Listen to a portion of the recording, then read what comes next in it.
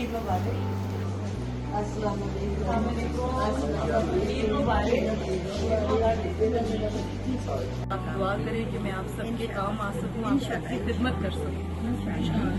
आज का जी बेहतर ठीक है, ये जितने भी लोग जी हैं इंशाल्लाह इस साल जी इंशाल्लाह ठीक है, और गवर्नमेंट ऑफ पंजाब स्पॉन्सर करें।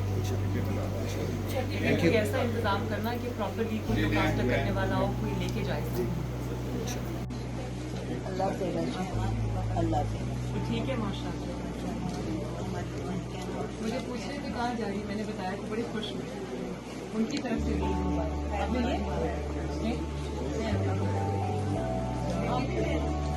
मैं भी लेती हूँ। चले मुँह मीठा करना है। ईद मुबारक। आपको बहुत बहुत मुबारक। सबको देना आप लोग सब खाएं।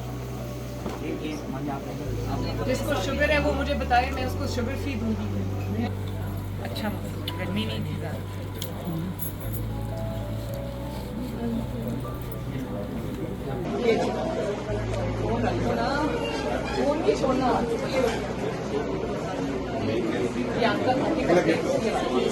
Boxing, punching, ball play.